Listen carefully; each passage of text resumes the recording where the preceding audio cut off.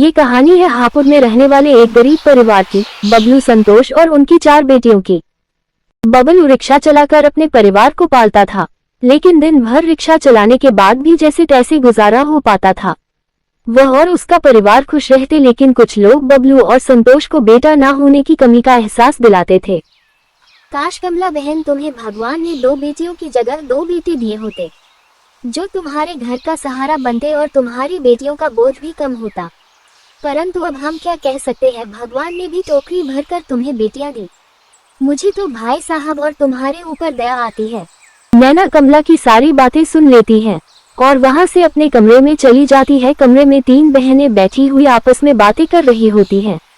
तभी वह नैना का मुंह लटका हुआ देखकर उससे पूछती है, अरे नैना, क्या हुआ तुम्हें? तुम्हारा मुंह क्यों लटका हुआ है? क्या तुम्हें किसी ने कुछ कहा है?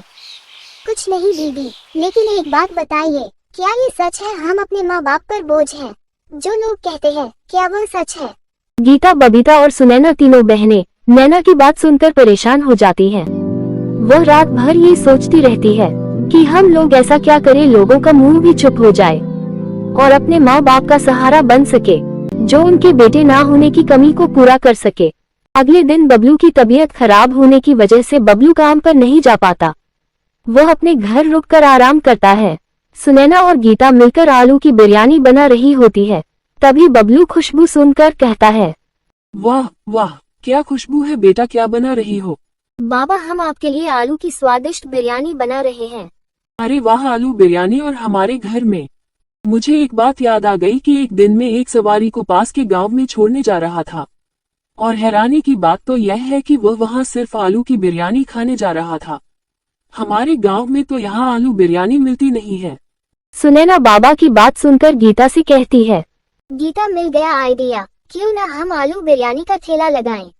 मगर कैसे सुनैना? अगर हमारा ये काम नहीं चलेगा तो गांव वाले वैसे ही माँ बाबा को ताने देते हैं, और अगर काम नहीं चलेगा तो और भी तंग कर देंगे।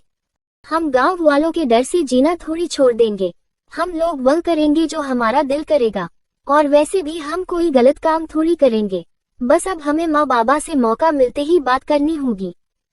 ये लीजिए बाबा, खाइए और बताइए कैसी बनी है आलू की स्वादिष्ट बिरयानी। बेटा, बिरयानी की खुशबू से ही मेरे पेट में चूहे दौड़ रहे हैं।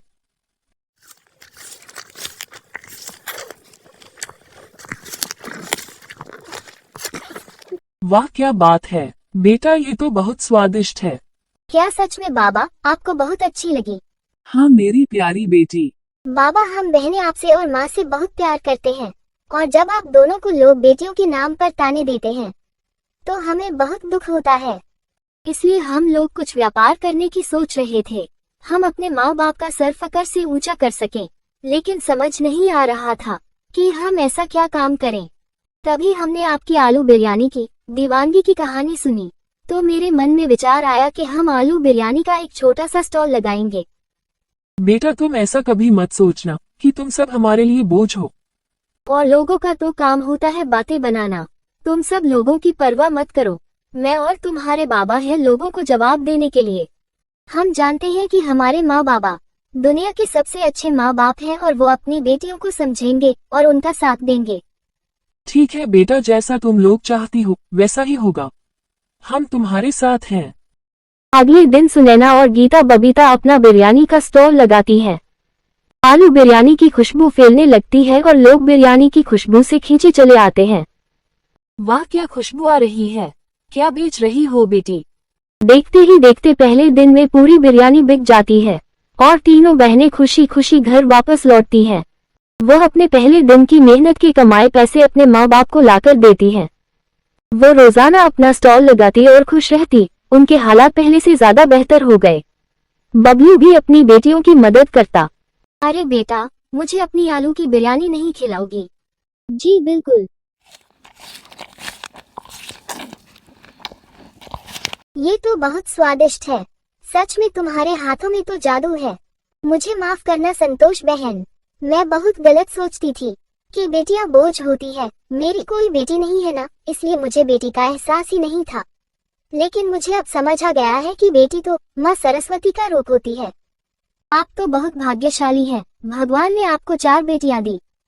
चारों बहनें एक दूसरे को देखती और कमला से कहती हैं, कोई बात नहीं कमला चाची, हमें सुनकर अच्छा लगा कि आज हमारे माँ और बाबा को हमारी वजह से शर्मिंदा नहीं होना पड़ा और लोग तारीफें कर रहे हैं।